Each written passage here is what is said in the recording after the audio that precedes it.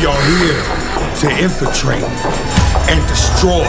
These guys almost caused a riot back in Chicago. We've seen the level of violence that they will resort to, Rich. There's not only safety, but there is danger in numbers in the Contra unit. The mighty will fall. Violence it up! Got the driver! What is it gonna take to finally put an end to this Contra unit?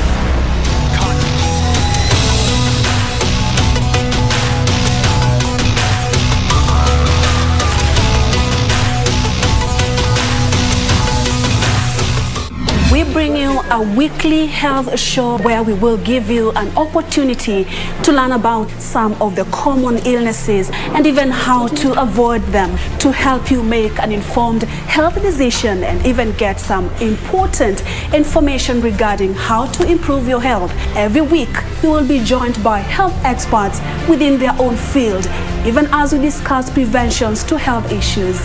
Your Health Show every Sunday at 6:30 p.m. with me, Purity Museo, only on KBC.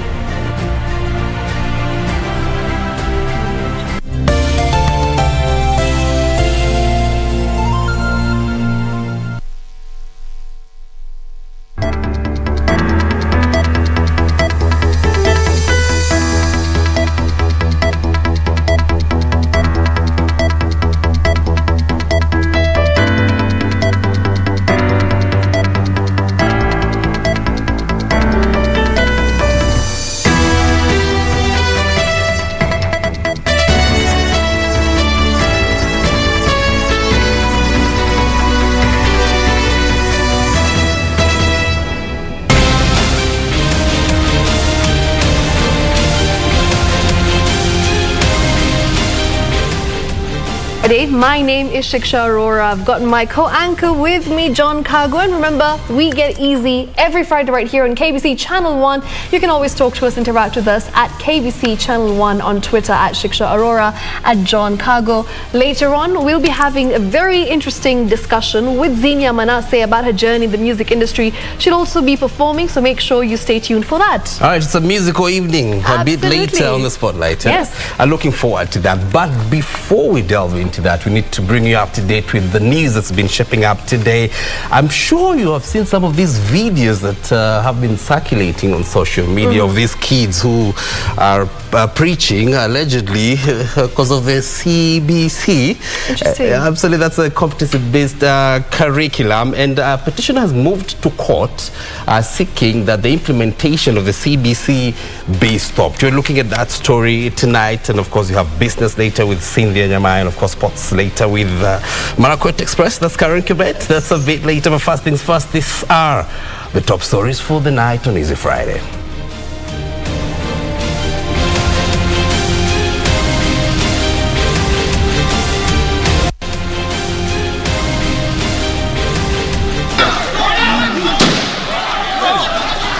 The ride is Bramby for businessman Jimmy Wanjigi as rowdy youth meet him with a hail of stones in Migori. Let us be reasonable as we argue about CBC. Hold your horses. Petition filed in court to stop rollout of competency-based curriculum. Boost for startups. Youth-led initiatives in 3 counties to benefit from 138 million shillings grant.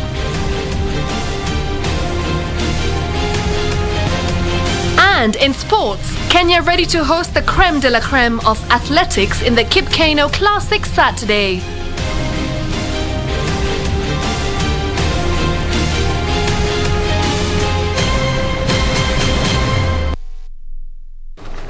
All right, and a warm welcome. This is Easy Friday. My name is John Kago, and our sign language interpreter is Susan Luku. All right, taking you through the top story of the day, where a meeting by Orange Democratic Movement Party presidential aspirant Jimmy Wanjigi in Migori town failed to kick off after rowdy youths armed with crude weapons invaded the venue. All right, now the youths roughed up delegates who were seated, demanding to know the procedure that was used to select the delegates. The ODM party has since condemned the incidents and called for tolerance while calling on police in Migori to ensure the culprits are brought to book. Wanjigi, who was in Migori town to meet ODM party delegates at Manasseh Faith Assembly's Church Hall, was disappointed when a section of youths armed with stones and other crude weapons invaded the venue, beating delegates who were seated. Hell broke loose with window panes and chairs broken, and several people sustained injuries, forcing the police to lob tear gas canisters at the gathering to contain the situation. We were informed that there is a peaceful forum for the ODM delegates here at Manasseh. We offered you a hall and we accepted you in. Because it turns to be rowdy, we are now cancelling the contract straight away. The people who are organizing these things are the people who are organizing meetings for Ruto in Migori, and we know them. So we cannot mix and purport to tell Jimmy that he's coming to meet the delegates, yet the people he's meeting are not delegates. It is reported that the youths were demanding to know the procedure that was used to select the delegates, accusing Wanjigi of using cartels to organize his meetings instead of going through the ODM office. We have not chased away Wanjigi as one of our presidential candidates. But those who purport to be the associates of Wanjigi are conmans who does not have even party numbers. So we here as ODM, we are worried and wondering, why is this cartels coming in the name of ODM? We respect Wanjigi as our leader. He has been with Baba for a long time.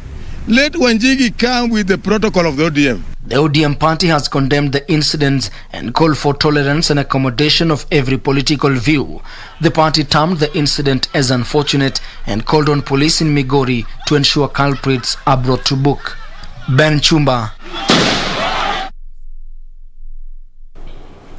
All right, now a petition seeking to stop implementation of the competency-based curriculum, that's the CBC education system, has been filed in court through the Law Society of Kenya President Nelson Havi.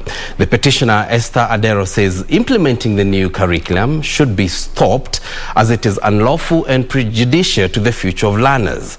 The petitioner has also requested that the matter be determined by a bench of not less than 5 judges. Now, this petition comes as the government vows to soldier on with the phased rollout of the CBC syllabus, which is now in grade 5. In her petition, Esther Adero is seeking interim orders to stop the Ministry of Education from further implementing the competency-based curriculum CBC pending hearing and determination of the case. She argues the syllabus being implemented in phases is a denial, violation and infringement of the rights of children to education and free and compulsory basic education by the government. In the affidavit, LSK President Nelson Havi, there has been public outcry on adoption of CBC, which allegedly borrows from other jurisdictions without due process of the law applied in basic education. Education Cabinet Secretary, the Kenya Institute of Curriculum Development, Kenya National Examination Council, the Teacher Service Commission, Kenya National Union of Teachers, National Assembly and Interior CS Fred Matiang'i have been listed as respondents in the case.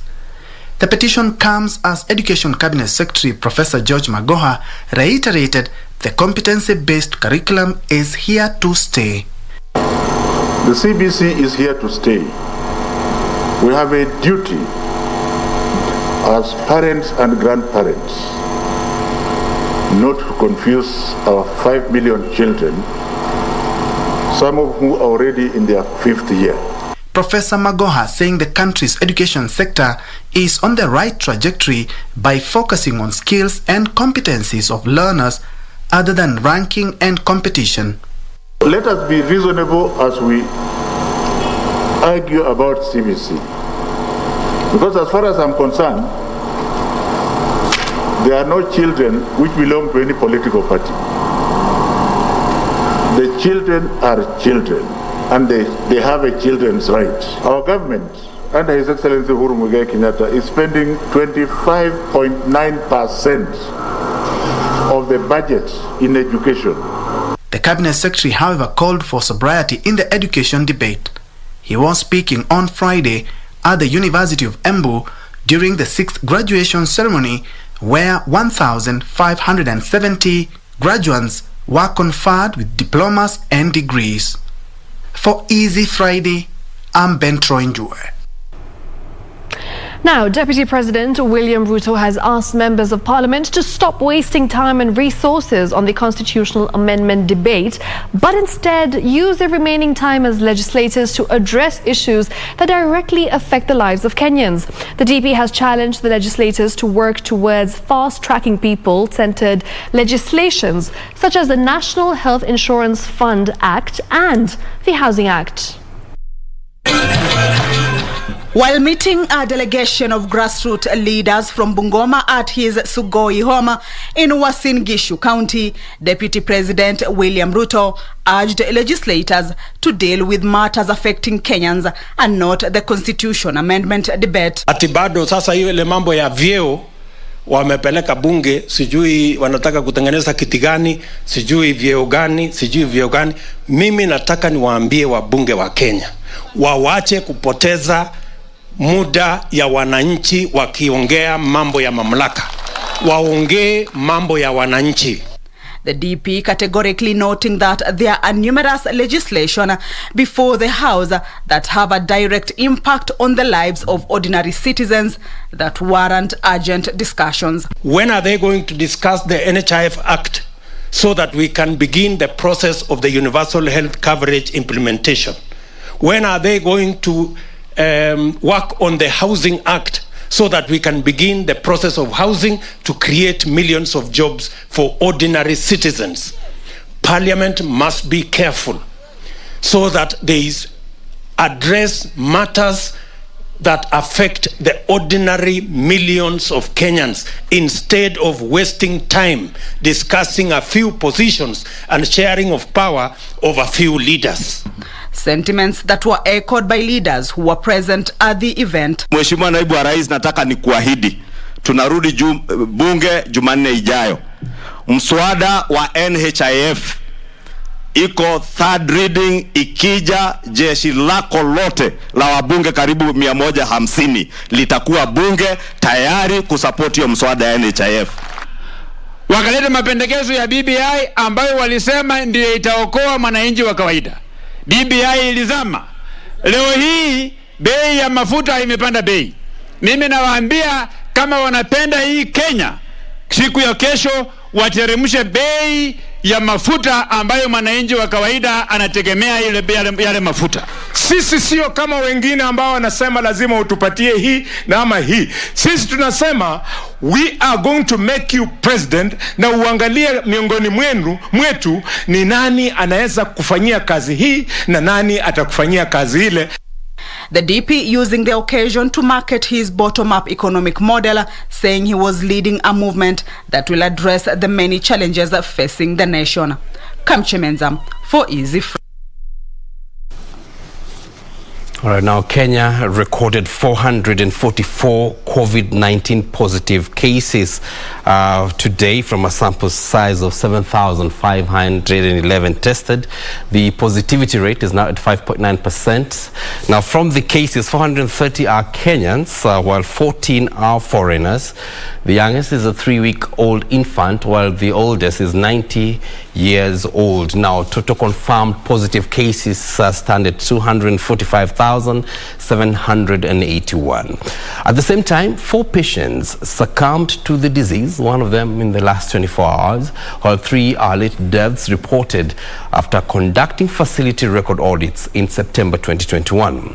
The cumulative fatalities now stand at 4,965.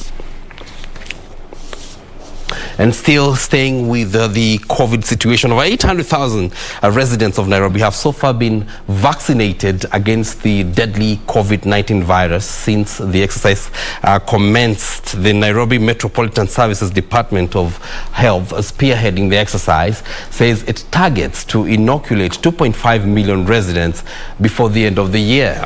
The exercise is now focusing on the transport sector, which is the lifeline of the city's economy. Purity Museu has more details on this. Onesmus Mwaka is here at the Nairobi's bus station to receive his first dose of the COVID-19 vaccine. My own benefit, because sasa kama inazuia sasa ni kwa wale ambao sasa wamezuia hiyo ugonjwa na siwezi ambukiza wengine. Mwaka understands what the jab means for his health and did not hesitate to show up when Nairobi Metropolitan Services NMS brought the campaign at his workstation. He hopes his colleagues will take advantage of the ongoing vaccination drive and get the jab. Sasa waambia hii kitu si ati ni ya serikali unafanyia ama mtu mwingine, it's for your own benefit. So ni vizuri sana kujitolea ukuje uvaccinatiwe na hiyo kazi ishe namna hiyo. Hii chanjo hata ukichajiwa haina uchungu yoyote. Jambo muhimu ya kuchajiwa ni kuprevent wewe mwenyewe. The National Multi-Agency Command Center on COVID-19, NMS, in conjunction with the Minister of Health, is leading a 3-day mass vaccination exercise targeting the matatu industry and other members of the public transport sector. We are targeting the matatu owners, the drivers, the passengers, and the conductors in this campaign, and we want to increase the coverage of vaccination campaign, particularly for those within the transport sector. When more people are vaccinated, it's going to ensure that we'll be able to reopen our economy so that we go back to normal. We cried to our government to open up for full capacity, which they did. And now we are targeting they open the full economy of 24 hours. That's why we are engaging and encouraging our drivers to get vaccinated and conductors. We are also talking to our passengers to get vaccinated. Nairobi County targets to vaccinate 2.5 million people by the end of this year, with 800,000 people already inoculated. We are hoping that at least by December we'll have at least achieved 70% of them vaccinated, and by, of course, next year we hope that everybody who's eligible will have received the vaccine. The COVID-19 vaccination drive by the government now targets the transport sector, and this is a strategy by the Minister of Health to ensure that many people are vaccinated and try to hit the government's 10 million mark by the end of this year. Purity Museu, Easy Friday, Nairobi. Still focusing on matters vaccination, Kenya has on Friday received the first batch of the Pfizer vaccines donated by the United States of America. Now, Health Principal Secretary Susan Mochache said the consignment of 795,000 doses is part of the 2.03 million doses in donations by the U.S. government as part of efforts to boost COVID-19 vaccine uptake in the country. Take a look. The consignment of 795,600 doses arrived at the Jomo Kenyatta International Airport on Friday afternoon on board a DHL cargo aircraft. At hand to receive the consignment was Health Principal Secretary Susan Mochache.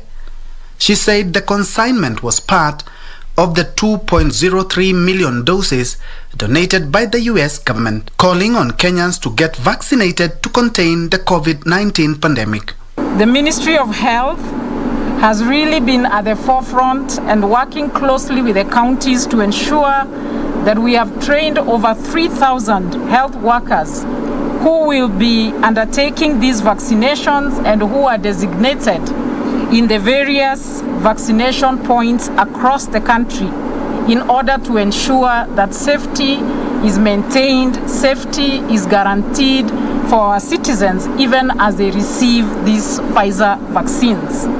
Mochache urged Kenyans to make sure their vaccinated details are uploaded during inoculation for easy monitoring.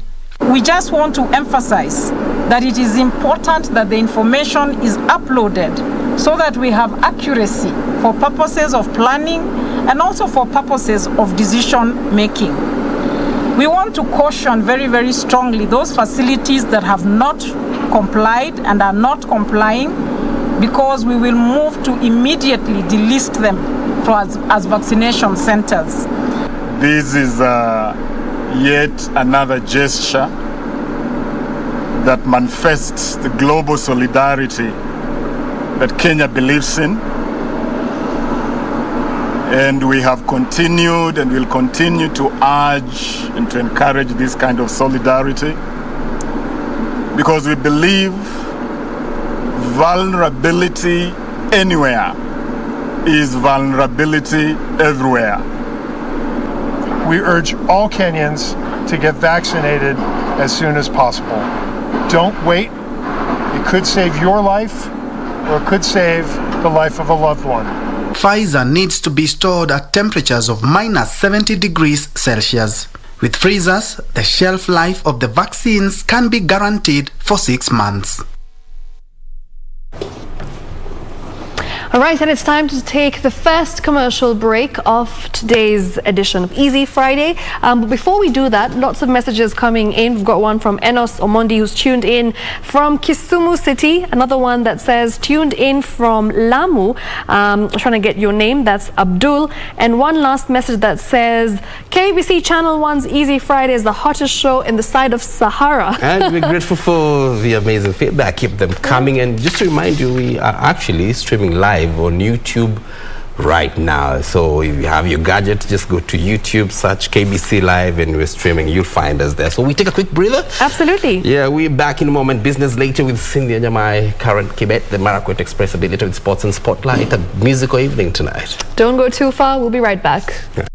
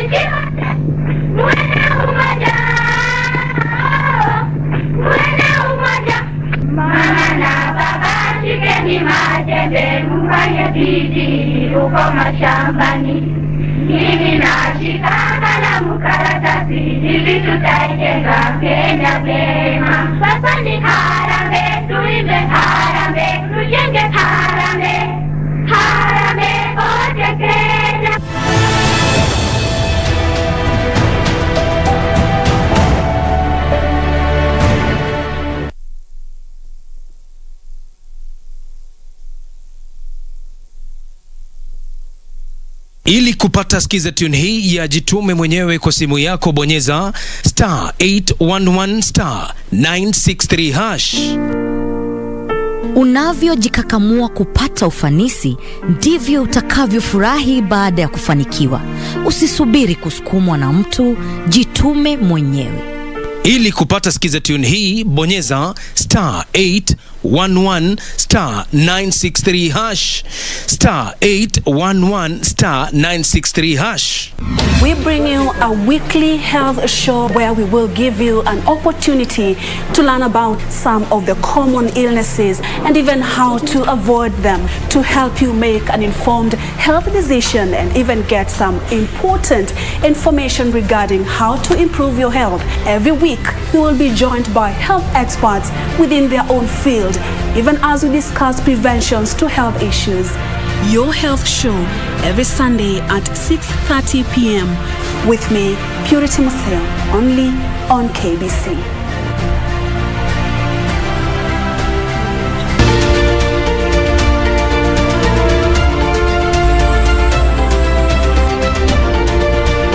My name is Michael Mongombe and I'm a wildlife warrior. It's one of the biggest mammals in the world and definitely the largest creatures in our waters. I've never known like there could be an animal with teeth that are like 20 centimeters long and weighing up to 1 kilogram. The first thing you'll see is a puff, something like a little geezer, and that's for sure a sign that there's a whale around.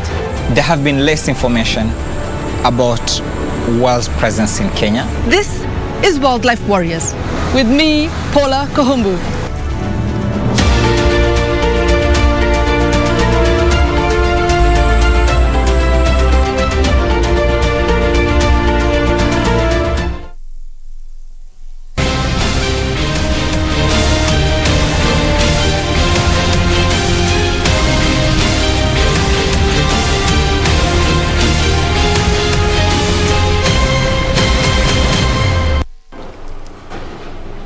Welcome back. Remember, you can keep interacting with us, telling us where you're watching from. The hashtag is Easy Friday. Talk to us on Twitter at Shiksha Arora, at John Kago. Yes, at John KBC Channel _Kago_M. Wow, that's a complicated one. We'll simplify it for you later on. I know you will. All right, so talk to us. Don't forget to hashtag Easy Friday. Absolutely, and time to continue. The news has been shipping up today. Now, leaders from the rest of Laikipia County are calling for a dialogue among the various groups residing in the area to end constant conflicts. Led by the area governor Nderitu Murithi, the leaders said deployment of security forces is not a solution. Well, they said peace can only be attained through dialogue that will address the root cause of clashes in the area.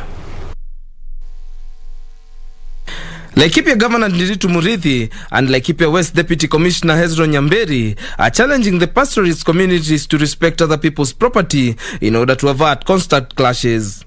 Utaratibu wa serikali ni kujaribu kutatua shida kwa njia ya mazungumzo, haswa shida baina ya jamii. They noted that local pastoralists and farmers have lived in harmony for years, but the conflicts that have been witnessed in the recent days come as a result of illegal grazers from the neighboring counties migrating to the county. Na ndio maana tunapatana na madugu zetu hawa pia wapeleleze na sisi tupeleleze. Hiyo jawabu tutatoa baada ya mkutano hizo zetu kupululisa. Si watu na siasa watatusaidia, si polisi watatusaidia, si media itatusaidia. Ni lazima sisi tukae chini tujiulize, na tumekaa miaka mingi, kwa nini leo? Laikipia West Deputy Commissioner Hezron Nyamberi claimed that herders running away from the security operation within Laikipia Nature Conservancy were finding their way to Limuruti and driving their animals to their farms. They shouldn't allow their morans or youth to continue invading or grazing into people's farms. They called for dialogue among elders from the involved communities to look into ways of ending the conflict and seeking a lasting solution to the menace. We have dispatched members of from the pastoralist communities to go back to the villages that have been affected, and we'll make sure that we have taken the necessary measures to ensure security of the people and their property.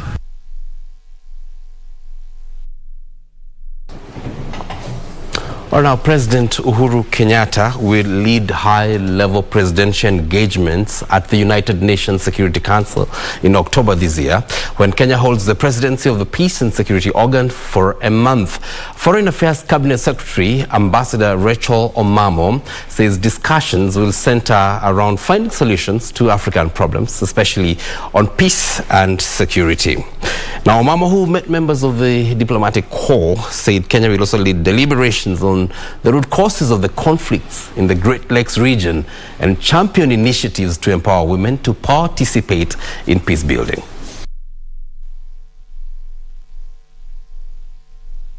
There will be one on identity, state building and peace, which will look at the challenge of diversity, on governance and on peace and on inclusion.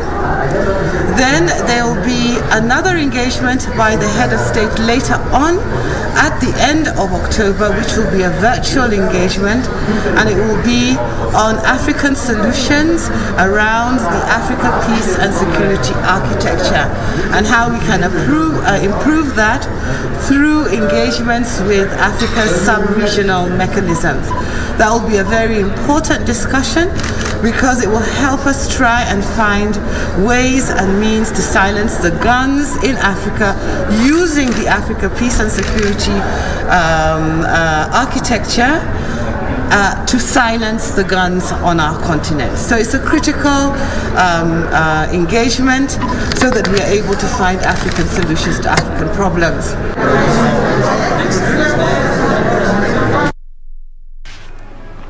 Now, Information, Communication and Technology Cabinet Secretary Joe Musheru has warned media houses defying rules and regulations on dissemination of information that their licenses will be withdrawn. Speaking after commissioning the Spectrum Management and Monitoring System in Nyeri, Musheru said his ministry is working closely with the Communication Authority of Kenya and won't hesitate to take punitive action against rogue operators. The Communication Authority of Kenya on Friday unveiled the Spectrum Management and Monitoring System in Nyeri, a significant installation that will improve and enhance internet penetration. In launching this site, Chief Guest, this brings us to 11 sites countrywide. And this is really a jump and an enhancement of capabilities that we are able to deploy. It is here that ICT Cabinet Secretary Joe Musheru read the Riot Act to media houses who deliberately defy the rules of broadcast. So rogue operators may mean that they are not licensed. So it's not even in the license spectrum. And what happens is that there we have even, those are criminal activities. So people will be jailed, people will be fined. And those who are already licensed and who misbehave, there are penalties that are very clear where they will be fined. And this goes all the way to the content that they carry. There is a station that was carrying in the morning even pornography. They were punished, they were switched off. Musheru further said that his ministry is putting measures in place to ensure there is uptake of technology in all sectors of the economy. As Kenya, we are a digital country, knowledge-based economy, and that is the direction we will continue to move. We're not going back into any analog systems, we will continue on the digital systems. Communication Authority of Kenya Acting Director General Mercy Wanjau revealed that the authority has so far managed to undertake 11 installation of radio spectrum across the country. We have been able to deploy a lot of services, a lot of applications, and Kenyans have been able to enjoy a diversity of services. This has also made a great demand on the spectrum resources endowed on the Republic of Kenya. She further said that 75 sub-locations which had not been penetrated have now been reached, with the authority targeting 101 more sub-locations in 17 counties. The ICT being a critical enabler of economic development, we shall continue to support the deployment and uptake of 4G and 5G technologies and other advanced mobile services in order to make a realization of Vision 2030. What we have today here is really a very, very welcome gesture. And having CAK here, both at the regional office and also this new complication that we have just heard of, will help us monitor great things in this county and within the region. The unveiling of the Spectrum Management and Monitoring System here in the county of Nyeri, a very significant installation, will go a long way in enhancing technological advancement in the country. Timothy Kipnusu for Easy Friday, Nyeri County. Now, the Senate Delegated Legislation Committee will in the next 1 week give its recommendations on the Equalization Fund regulations that were put on hold by the courts. The courts nullified the regulations made by the Treasury on grounds that neither public participation nor stakeholders were consulted.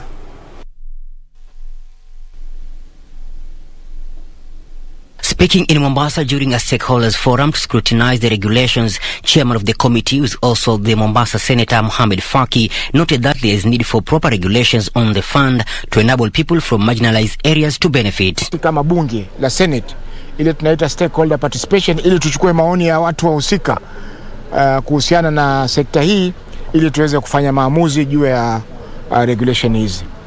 Kwa hivyo tumeweza kusikiza Wizara ya Fedha, tumeweza kusikiza Council of Governors wakiongozwa na Governor Roba wa Mandera, tumeweza kusikiza County Assemblies Forum, yani jumuiko la speaker wa county zote, tumeweza kusikiza Commission for Revenue Allocation ambayo ni taasisi muhimu, tumeweza kumsikiza pia Control of Budget katika masuala haya ili waweze kutueleza maoni yao ni nini kuhusiana na hii regulation. The funds regulations were made in 2013 after the creation of county governments to bring economic empowerment closer to marginalized areas. However, the courts nullified the regulations last year and directed the Treasury to undertake stakeholders engagements. Tumeona kwamba muda umekwenda sana kutoka regulations kutoka Equalization Fund iweze kupitishwa na kuwekwa, na pesa kila mwaka zinatolewa katika mfuko kuwekwa katika fund hii. Kwa hivyo ni muhimu kwamba maamuzi yafanywe haraka Transport Network Regulations 2020 and Control of Budget Regulations are among other issues which will be discussed by the committee in their 3-day workshop at the port city of Mombasa. Meanwhile, the University of Nairobi students' leadership has vowed to paralyze business at the main and satellite campuses come Monday following the controversial increase in tuition fees. The students have been disputing the increase in administration and accommodation charges that were implemented by the university's Senate on August 20th this year, saying the move is ill-timed. The students who say the mass action is necessary have urged first-year students who are to report on Monday 20th this month to stay put until the matter is addressed. Come next Monday, business at the University of Nairobi main and satellite campuses may come to a halt if the student leadership makes good of its threats. The bone of contention is the increase in tuition and accommodation fees, contrary to their plea to have the charges reviewed downward. In the global markets, we need an informed labor force, one that is fully equipped with the modern technological advancements. This calls for a renovation in the way the government of Kenya funds higher education. We therefore call upon the President, His Excellency Uhuru Kenyatta, to make tuition fee in public colleges and universities free, increase HELB allocation, and substantially reduce interest rate charge on students' loans. This is a legitimate cause. It is not a fight against the administration. It's a fight against an unfair and a very unjust system. Power! Doctors, power! Power! And Kenya Medical Practitioners and Dentist Union North Rift officials have issued a strike notice for medical practitioners in Trans Nzoia starting Monday next week. The officials accused the Trans Nzoia County government of disobeying a collective bargaining agreement on remunerations. Kama sisi tunaitwa frontline health workers, tuko pale kushughulikia wale watu ambao wako na COVID na tumejitolea kabisa. Mbona wao wasiweke ahadi zao? Kwa hivyo kuna counties zingine ambazo hazijaweza kulipa, lakini haina utepetevu sawia county hii inavyofanya. Elsewhere, a number of orphan students from Kisii County who are set to join public universities are stranded at home due to lack of fees. According to the director of Umbu Holiness Children's Home, Pastor Abel Onchari, the students' sponsors either fell sick, died from COVID-19, or have withdrawn support due to financial constraints. Na kwa sababu ya hii corona, many people walikuwa wanataka kuwasaidia, waliweza kuwithdraw kwa sababu wengine hata waligonjeka, wengine wakahaga. Naomba tu wahisani wazuri, wapendo wetu, waheshimiwa wetu wako hapa Kisii in general, waweze kunyosha mkono kwa sababu ya watoto kama hawa, maana wametoka sehemu mbalimbali. Finally, Meru Governor Kiraitu Murungi has flagged off 82 modern vocational training centers, fashion design and garment making industrial machines worth over 8 million shillings. Speaking at Nkobo, Kiraitu said the county government is determined to improve the capacity of youth creative alternative income sources. Alright, it's time to shift gears. We're speaking business in a bit, a boost for the youth. Seems like the youth being targeted by different organizations. Absolutely. They'll be benefiting from 138 million shillings grants. Of course, this is something that Cynthia Nyamai will be bringing to us. Cynthia, what do you think is going to be the most interesting thing about this story? I think what's interesting is we have two stories today, Shiksha, about the youth, and a lot of institutions now are looking to fund the youth, especially when it comes to areas of agriculture and also entrepreneurship. So those are going to be interesting stories for today. Interesting. If you are a budding or an aspiring entrepreneur, make sure you stay right here because we've got some good news for you right after this short break. We're back in a moment.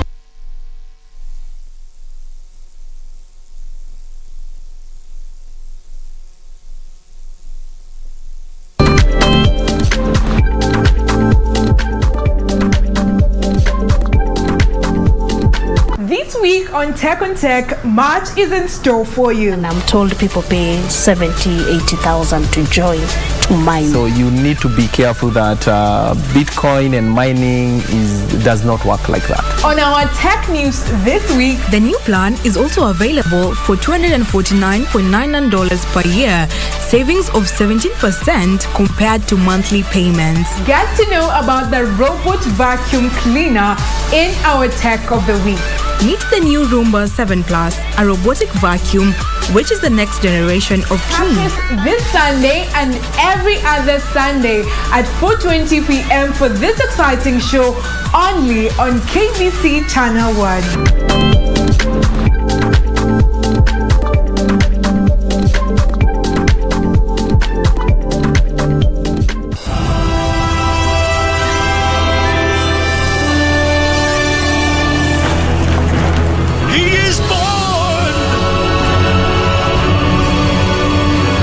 Joseph, the exalted one.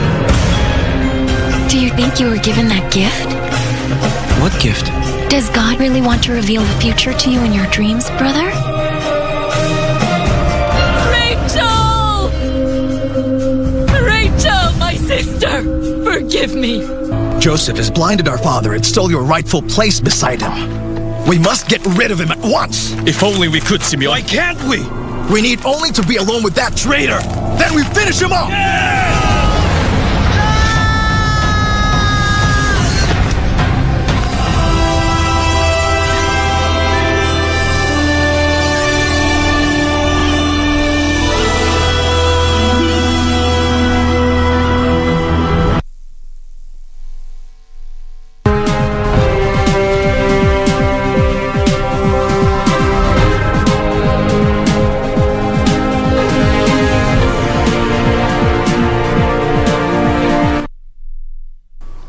Welcome back. I am Cynthia Nyamai.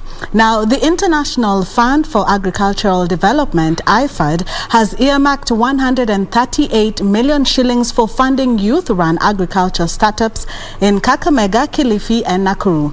The funding is meant to de-risk agriculture and provide affordable capital for youthful population in the agriculture sector.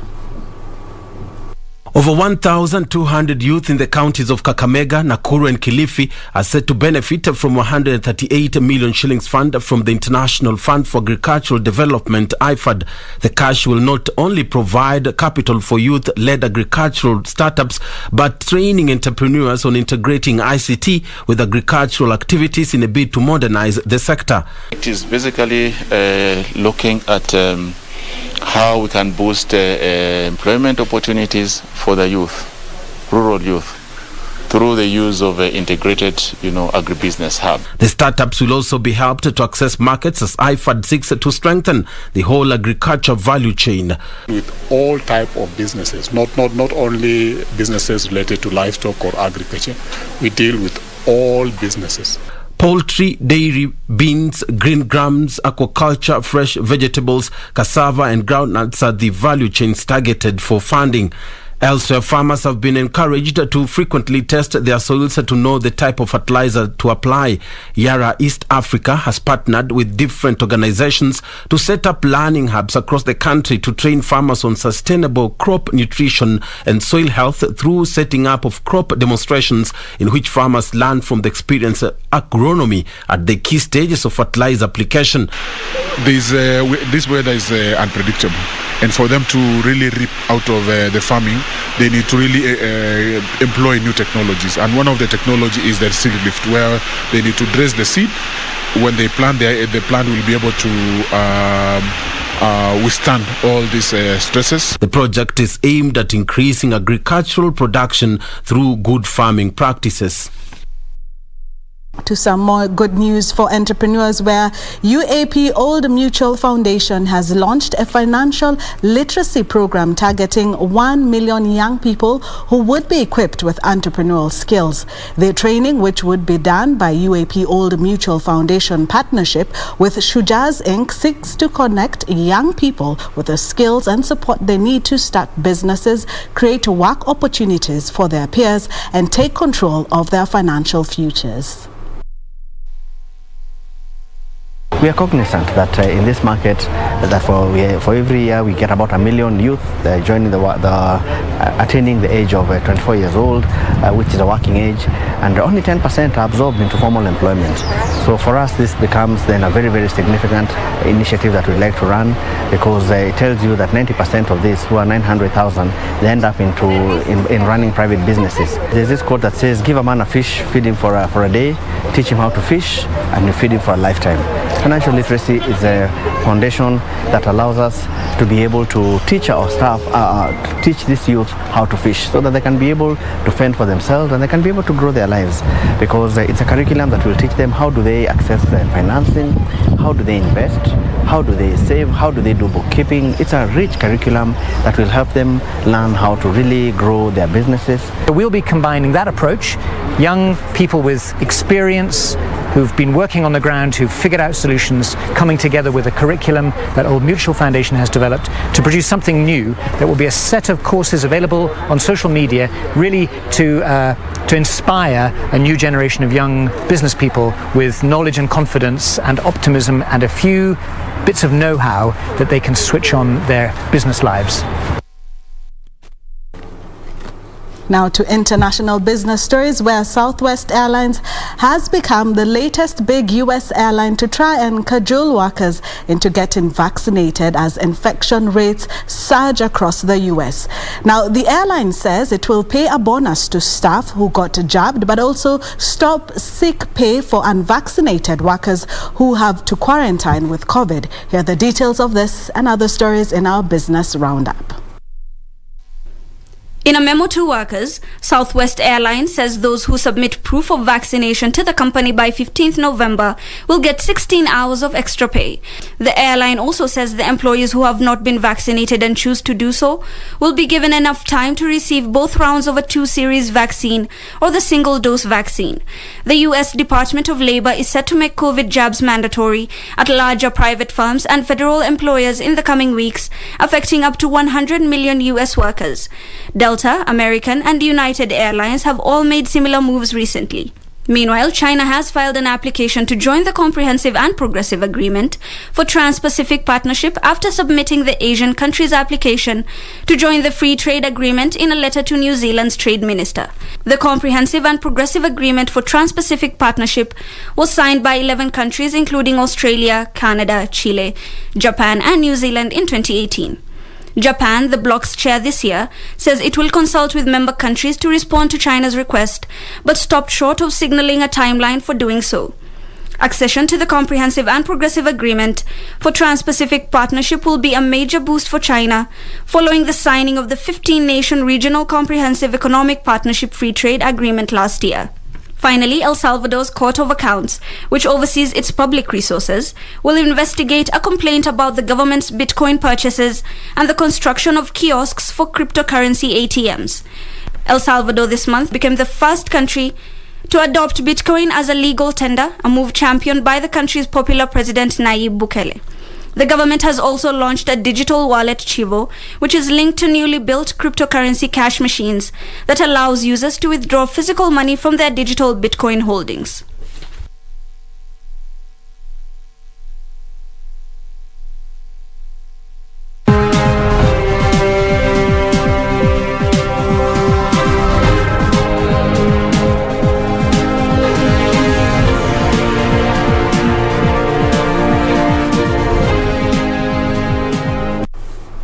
Well, that's it for business for today.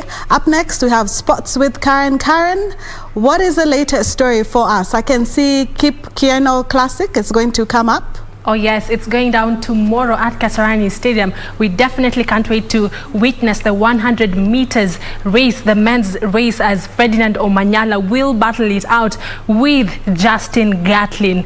It will be very interesting. So shortly, I will be bringing this news to you. Cynthia? Thank you. Can just tell gears have just changed right there. Sports coming up shortly.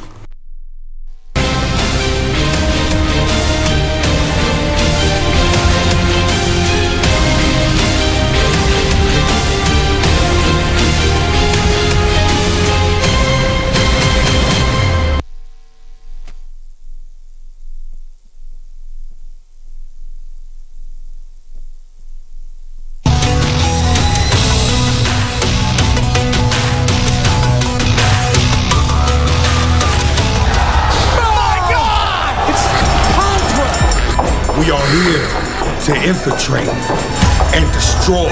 These guys almost caused a riot back in Chicago.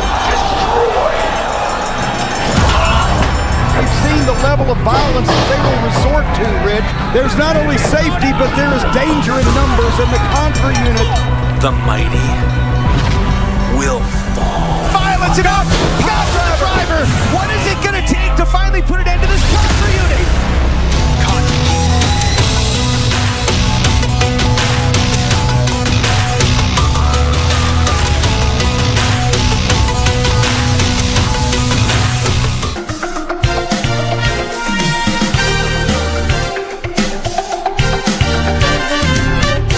By the way, one of the learning disabilities has to do with hearing of spoken word. Yes. So can you imagine you have lectured and lectured and lectured, then you ask a child a question and then go like, huh?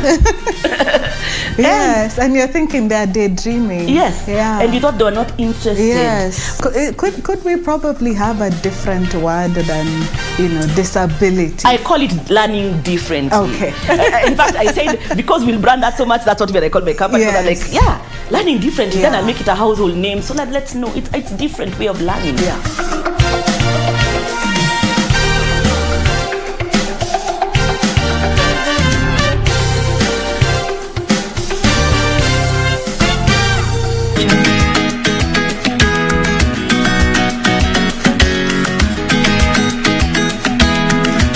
Kwa Yusuf hapa singekutajia Yusuf. Kwani hujui tofauti ya Yusuf na Said? Msiniambie. Ndio nakwambia sasa. Nyinyi wasichana nyinyi. Mwapenda sana kunitibua ama kunitafuta mimi maneno, si ndio? Hii ofisi mimi mwenyewe nikiingia nilikuwa najua fitina zitakuweko na nilikuwa nishajitayarisha. Kwa hivyo mambo yasikutie wasiwasi bwana. Kwanza nakufuata yeye. Mimi tena. Wewe tena.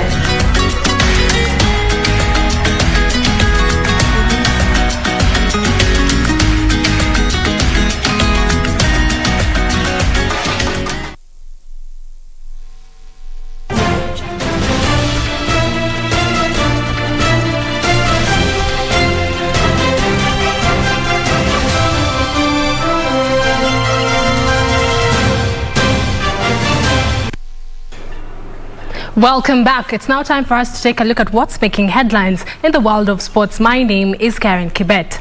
100 meters national record holder Ferdinand Omanyala has said his target is to run a sub-10 during the Kipkeino Classic Continental Tour that will be hosted at Kasarani Stadium this Saturday. Omanyala will be lining up against American Olympic medalist Justin Gatlin, who hopes to finish the season in top gear. Close to 185 athletes will be featuring the last round of the Continental Gold Tour, the Kipkeino Classic, which will be held this Saturday. Kenyan sensational Ferdinand Omanyala has said he is not under pressure to perform, but will be aiming to improve his personal best. I can say I'm on the right track, just getting started. Because this is the first year, everything is hitting me by surprise. But now next year I'll be prepared for anything that may happen. They're running the first times, traveling the world, So next year, the season next year is going to be prepared, well prepared and well managed. So my status has changed, yes, but I don't want that to get into my head. I'm staying humble, staying hungry and knowing my goal. American Olympic medalist Justin Gatlin will be aiming to end the season on a top gear. Just good quality training. I have some good teammates that I train with, but also just staying in tune, staying hungry for competition. I know that, if I slack on my diet, if I slack on staying in shape, then that's going to be my fault. So just being ready to sprint. Meanwhile, 1500 meters Olympic champion Faith Kipyegon has said the Kipkeino Classic will be her last competition this season. I'm praying for next year. We hope everything will go on well, and I hope to train well, and probably next year I'm going to improve my time, to lower my time, and see what is possible. This will be the second time Kenya is hosting the championship after holding one last year at Nyayo National Stadium. Frederick Muki for Easy Friday. Thank you, Moki, for that report, and we definitely wish our very own Ferdinand Omanyala all the best tomorrow as he lines up for the 100 men's meter race. Moving on, Tusker FC head coach Robert Matano says the late travel to Djibouti affected their performance in the first leg of the CAF Champions League match against Ata Sola, but he is confident of collecting maximum points tomorrow at home. Tusker FC were held to a 1-1 draw with Ata in the first leg and will be looking for victory tomorrow in the second leg match to be played at Nyayo National Stadium.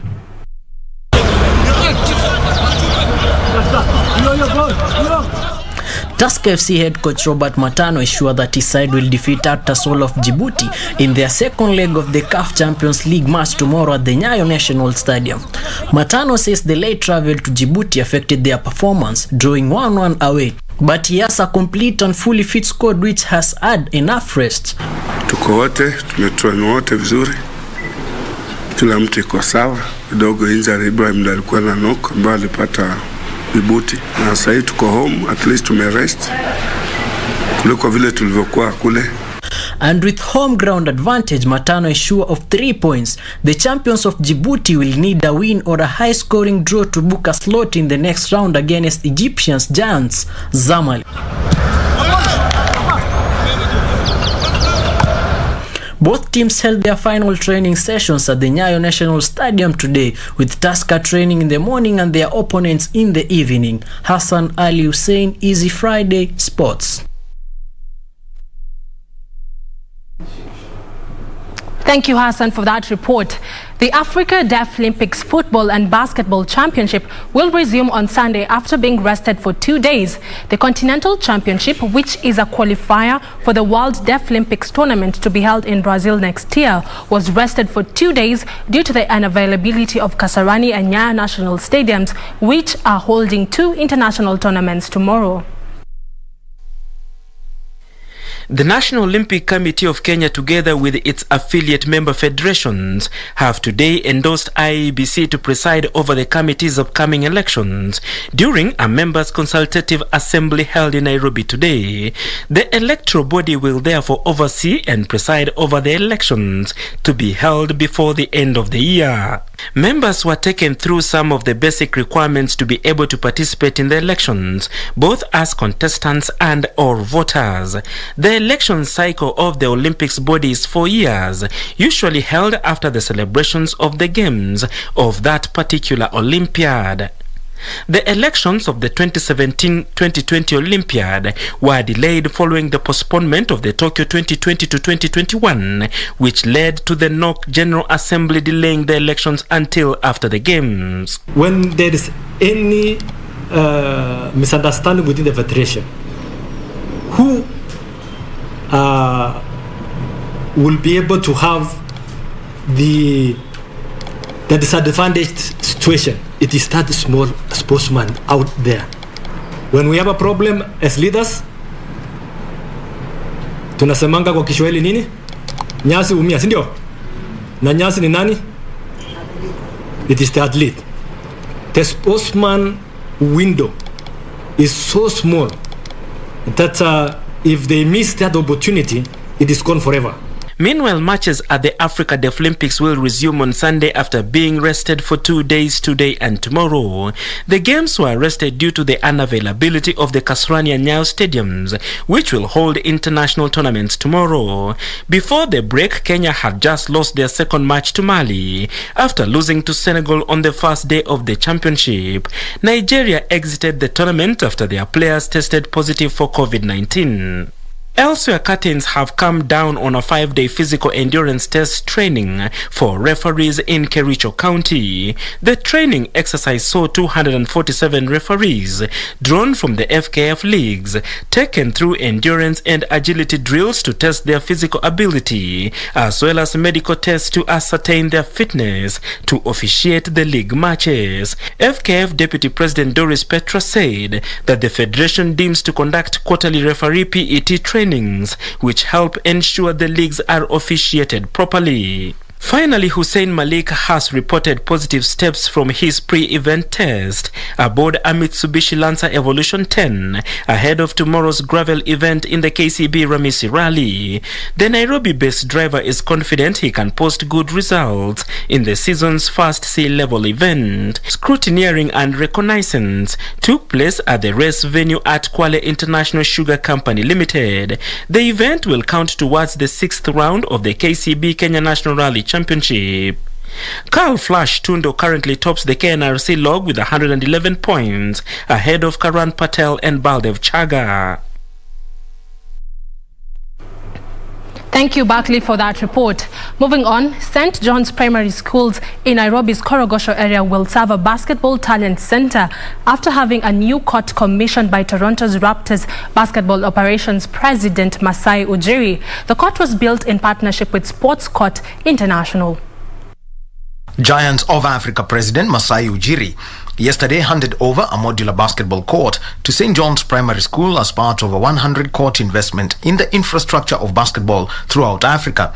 The court is made of synthetic material and can be used in any weather conditions and does not strain players' bodies. The court unveiling included a basketball clinic conducted by NBA coaches including Patrick Mutombo, Sarah Chan, Godwin Owinje and Joe Tumu. This is a symbol of what's to come on the continent. Yeah. It's not just Giants of Africa or not just me. It's everybody that's working, everybody that is doing it. This is not about me. This is about the continent. Yeah, and we will all do it together. Ujiri co-founded Giants of Africa in 2003. The organization uses sport as a tool to enrich the lives of youth on the continent and create opportunities for them on and off the court. Such an amazing initiative. Thank you, Wahome, for that report.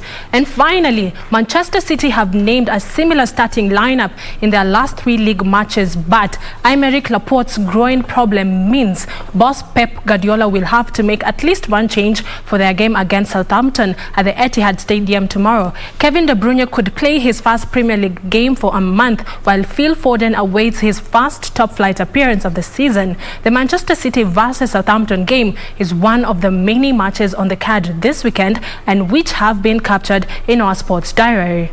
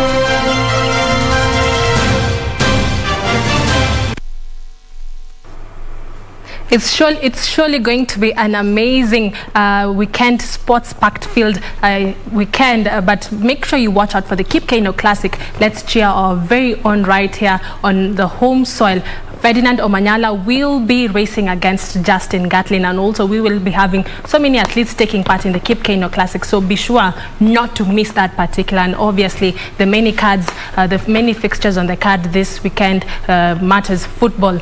That's all for me right here at KBC Sports News. Do have yourself a lovely night. Enjoy your weekend. My name is Karen Kibet, but the broadcast is not yet over. I do hand you back to Kago. Thank you so much, Marakwet Express. I think next time you'll tell me where that term came from. Many thanks indeed. It's an action-packed weekend sports-wise. It's time to loosen up a little bit. In fact, it's time for me to leave. But when I say I leave Shiksha with you. We loosen up. It's a musical evening. Shiksha, you're on the other side of the studio with your guest, Xenia. Did I get that correctly? Xenia? Xenia. All right, so what can we expect tonight? It's going to be a very exciting session. Xenia is here, the very talented Xenia Manasseh. You know, we've heard her sing with the likes of Sauti Soul. We've heard her voice on YouTube, on radio stations around the country. But she's here, live, with me, in person, in flesh. And I can't wait to hear that angelic voice. So make sure you tune in. We'll be back in a few. Don't go too far.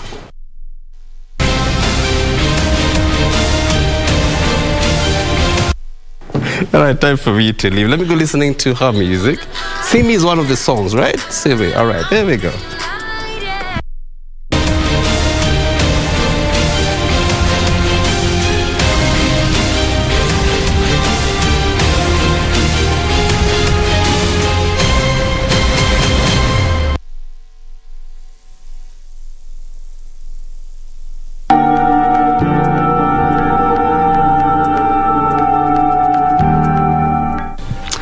Hatukuwa tunapigana mzee. Oh, we are just having peaceful talks. Good. You've outdone yourself, Mark. Hawa ndugu wako na vituko. It's good that both of us are here. Rent mnalipaje?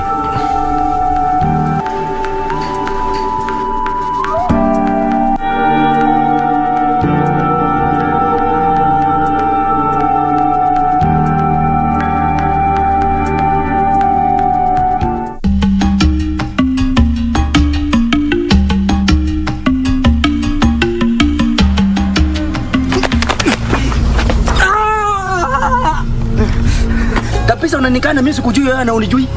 Nimekusahau. What the hell is this? What the? Chani, unafanya nini?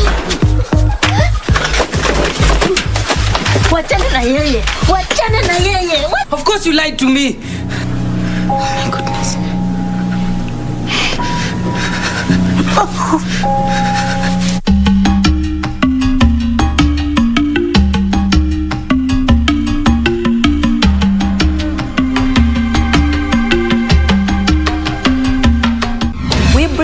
A weekly health show where we will give you an opportunity to learn about some of the common illnesses and even how to avoid them, to help you make an informed health decision and even get some important information regarding how to improve your health. Every week we will be joined by health experts within their own field, even as we discuss preventions to health issues. Your Health Show every Sunday at 6:30 p.m. with me, Purity Museo, only on KBC.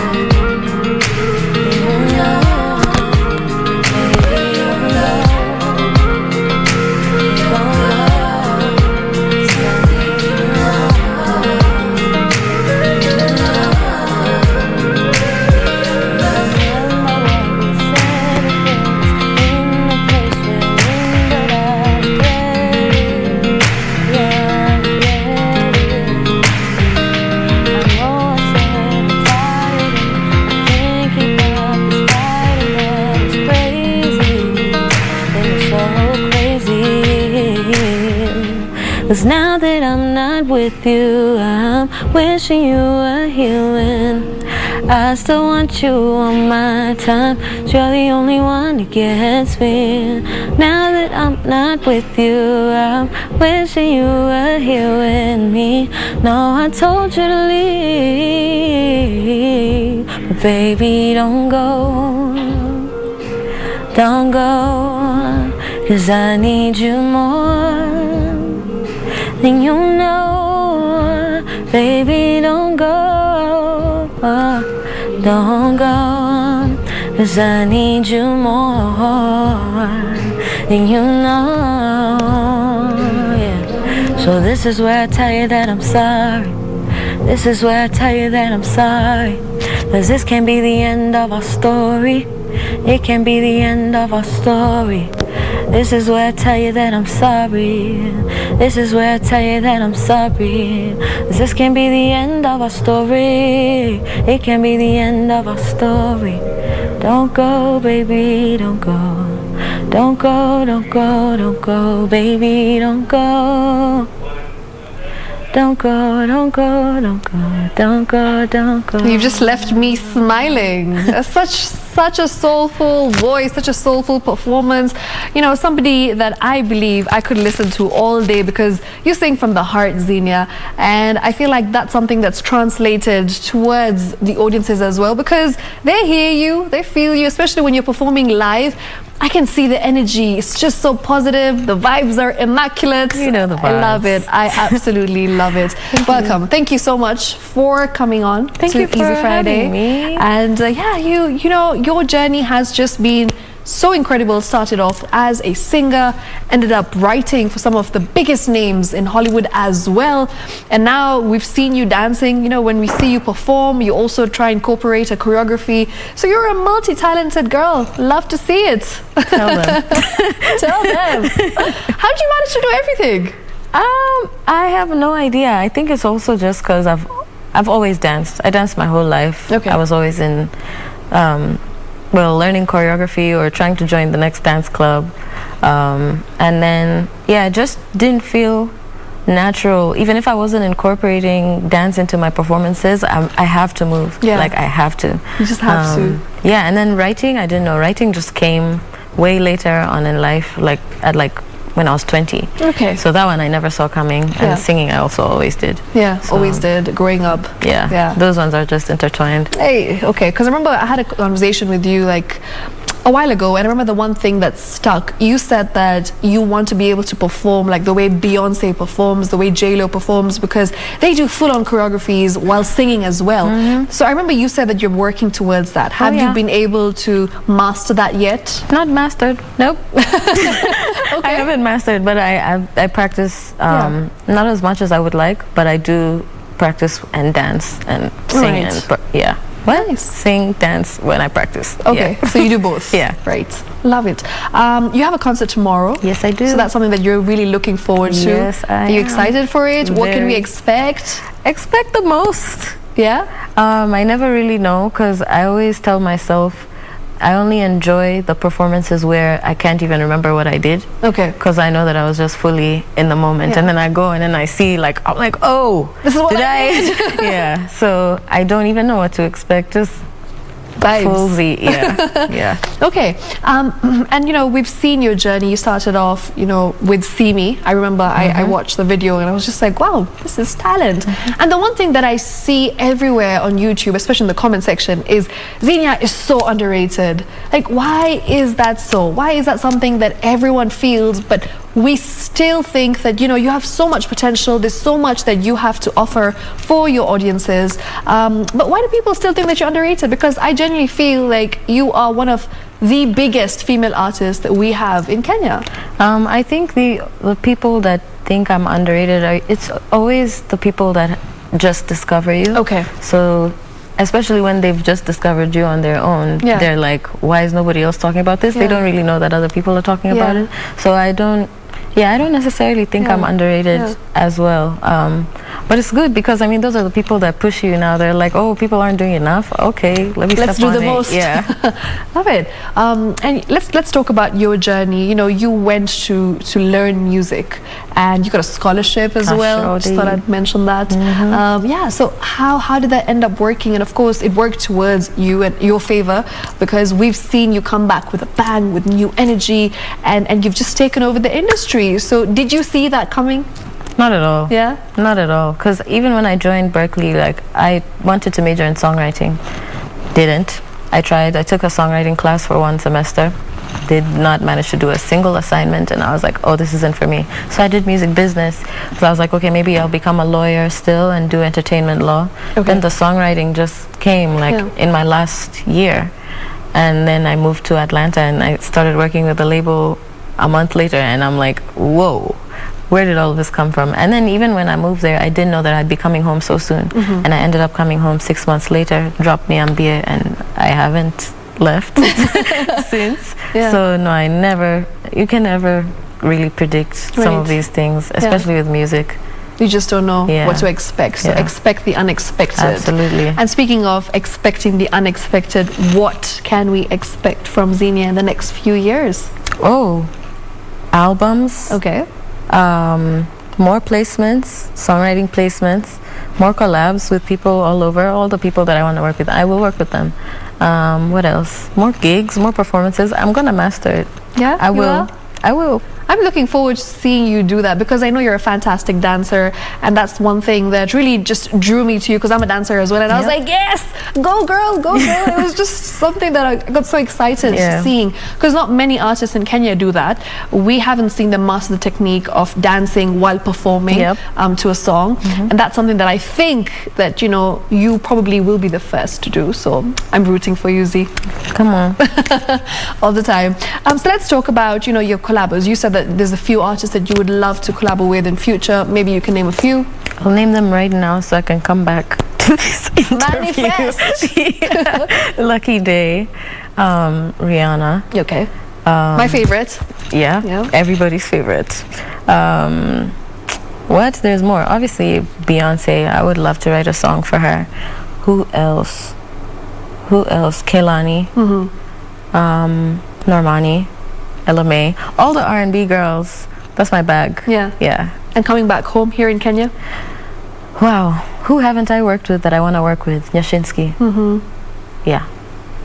You know what I'd love to watch and hear? I'd love to hear Nikita Kering and Xenia Manasseh collabo. Oh, well, just be on the lookout. Oh, interesting. Okay, this is something that we might be seeing. She hasn't disclosed anything. Not at all. You know what? I'm going to be positive. Anything. And I'm just going to hope that it's about to happen in the near future. So Nyashinsky, you said? Yeah, Nyashinsky. Okay. I'm trying to think of others. I wanted to work with Fena. I've done that now multiple times. Calligraph, Salty Soul. What? Oh, now, I mean, Chris Kaiga. I've worked with Bensoul. I've worked with Migori. Like, I've worked with a lot of people that I wanted to work with. Yeah. Okay. So you see, you know, these things happening for you, and you're just sometimes like wondering, wow, every day, things just unfolding, like opportunities coming your way. And I remember this one thing that you told me. You said that you never thought this is the direction that your life would take, especially the past 2 years. Things have just blown out of proportion. Of course, we've seen you work with Mr. Easy. You have a song with Mr. Easy. Like, Xenia, that is incredible. I know, it's crazy. Like when that happened, what was your feeling? What was my feeling? I was shocked because they had sent me the track like maybe in like June last year, and I didn't actually write until December. Okay. And the project came out in February, so I think I was even the last song that they submitted. And they even had somebody else on the song. So did you write Cherry? I wrote my verse, yeah. Oh, nice. I write, if you hear it and I'm on it, it's you. I wrote it. It's written by Xenia. Yeah. Okay. So yeah, that was crazy. And then we just met him last week. How was that? It was crazy.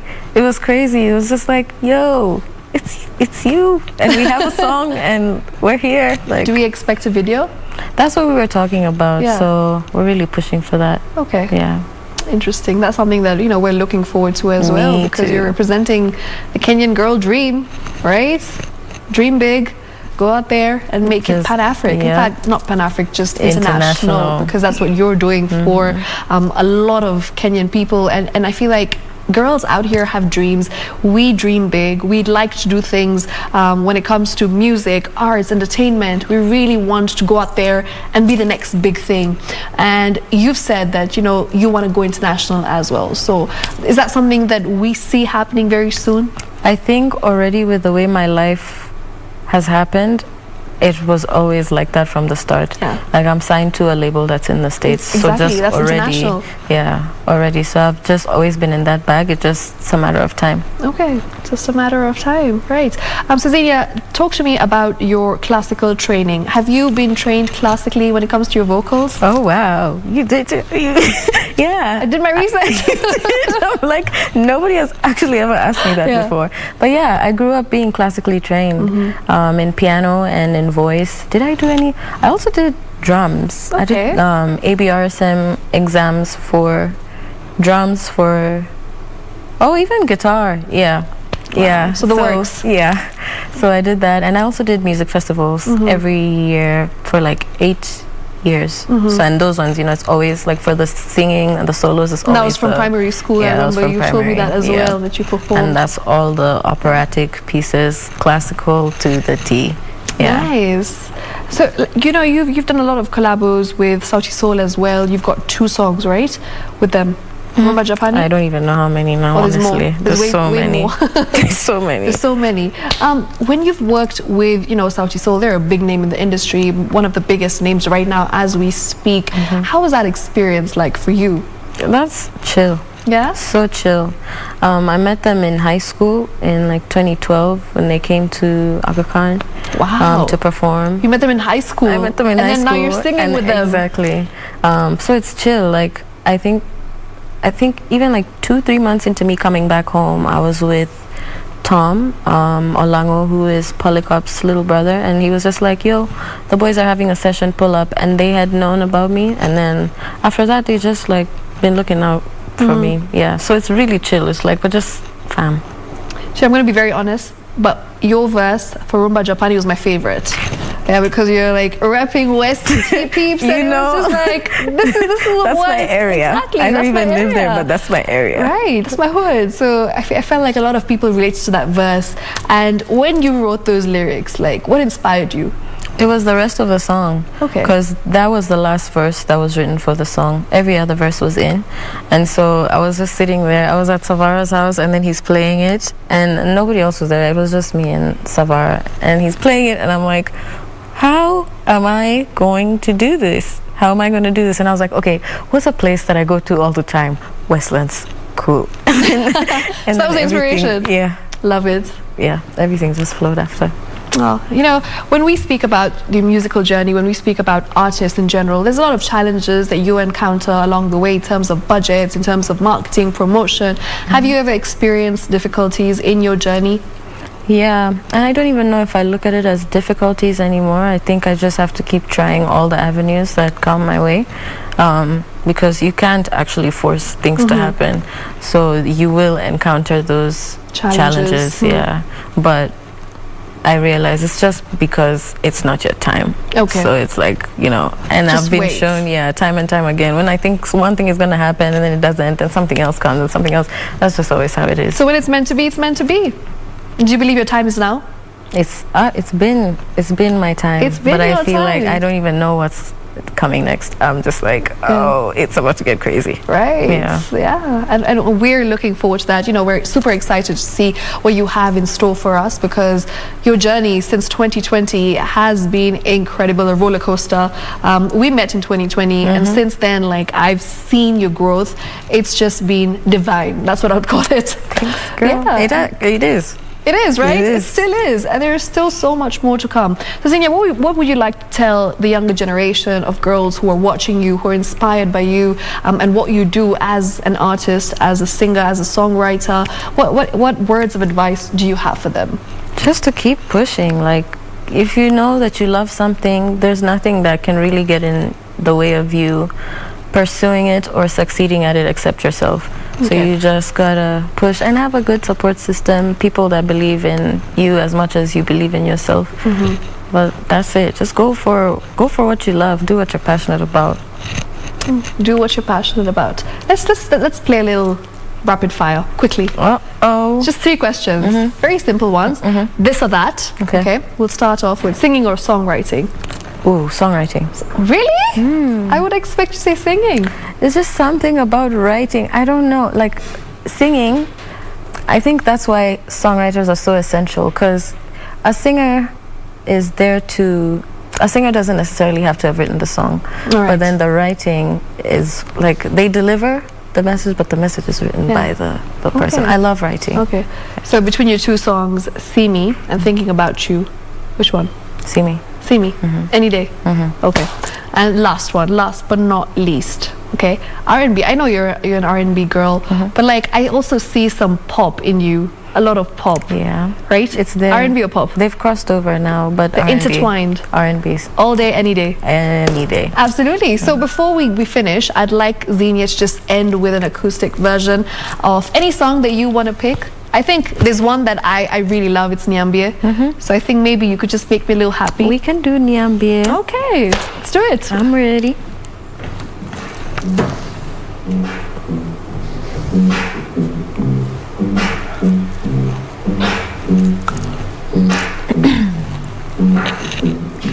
Niamini, ninataka uwe wangu milele, kabla upate nishakuwa na mwingine.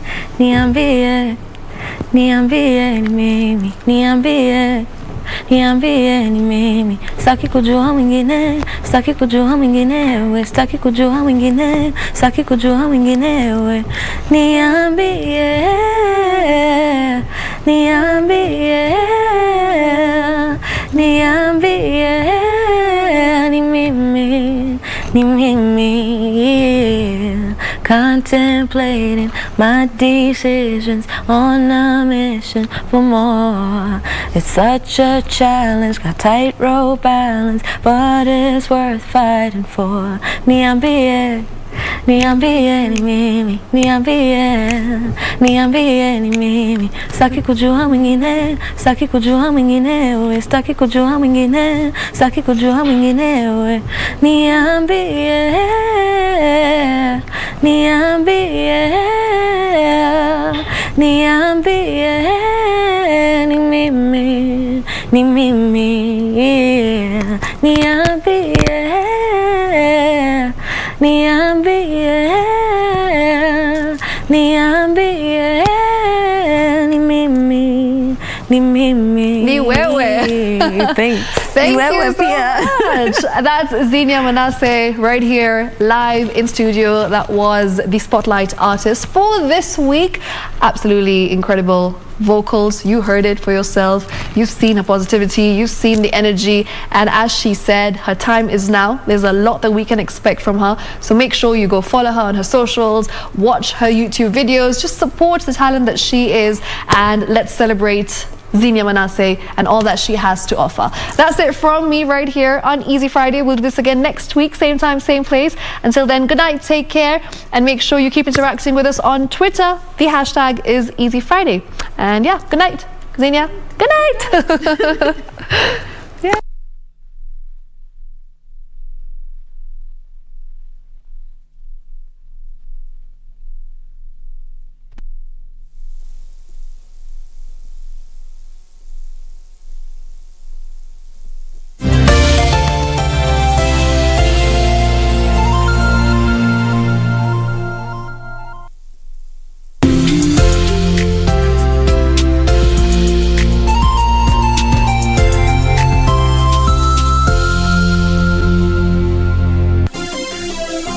Vera Beauty College. Vera Beauty and Fashion College, with branches in Nairobi, Eldoret, Thika and Meru. Did you know that we are a TVET approved institution?